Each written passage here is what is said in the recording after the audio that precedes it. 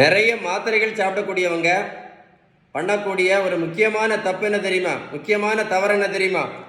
என்ன நினைக்கிறாங்க அப்படின்னா, சுகருக்கும் ப்ரெஷருக்கும் மாத்திரை மட்டும் போட்டால் போதும், சரியாயிரும் அப்படின்னு நினைக்கிறாங்க. அது மட்டும் இல்லை, இன்னொரு பெரிய மூட நம்பிக்கை.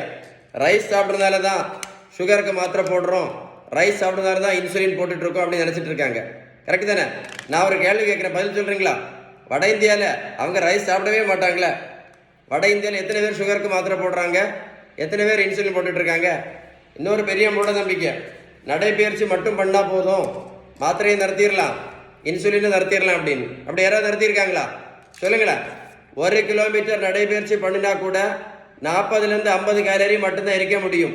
அதனால் நடைபயிற்சி மட்டும் பண்ணி எந்த மாத்திரையும் கண்டிப்பாக நிறுத்த முடியாது. இன்னொரு பெரிய மூட நம்பிக்கை, சிறுதானியங்கள் மட்டும் சாப்பிட்டா போதும், சிறுதானியம் மட்டும் சாப்பிட்டா போதும், சுகருக்கு மாத்திரையை நிறுத்திடலாம், இன்சுலின் நிறுத்திடலாம் அப்படின்னு. அப்படி யாராவது நிறுத்தியிருக்காங்களா?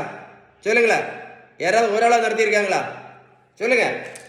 இன்னொரு பெரிய மூட நம்பிக்கை, வெந்தயம், ஆவாரம்பூ, கொய்யா இலை, கிரீன் டீ, நெல்லிக்காய், கருவேப்பிலை, கரிஞ்சீரகம், நெல்லிக்காய் ஜூஸ், நாவல் பழம், இதெல்லாம் நல்லது தான். நான் என்ன கேட்குறேன்னா, இது சாப்பிட்டதுனால யாராவது சுகர் மாத்திரை நிறுத்தியிருக்காங்களா?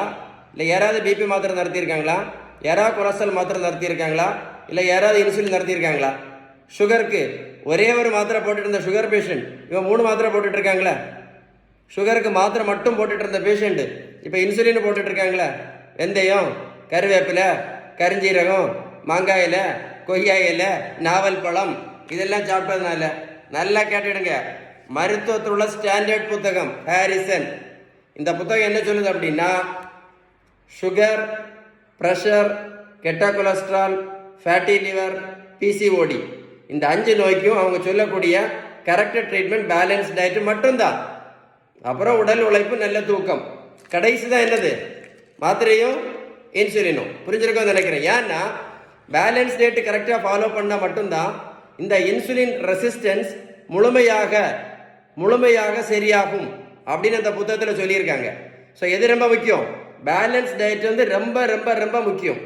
உங்களுக்கு பேலன்ஸ் டயட் பற்றி ஏதாவது டீட்டெயில்ஸ் வேணும் அப்படின்னா கமெண்ட்ஸில் GOOD குட் அப்படின்னு டைப் பண்ணுங்க, கண்டிப்பாக ரிப்ளை பண்ணுவேன். இந்த வீடியோவை லைக் பண்ணி ஷேர் பண்ணிங்க அப்படின்னா மாத்திரை போட்டு கஷ்டப்படக்கூடிய நிறைய பேருக்கு யூஸ்ஃபுல்லாக இருக்கும். கமெண்ட்ஸில் குட்னு டைப் பண்ணுங்க, கண்டிப்பாக ரிப்ளை பண்ணுங்க. Okay, stay tune.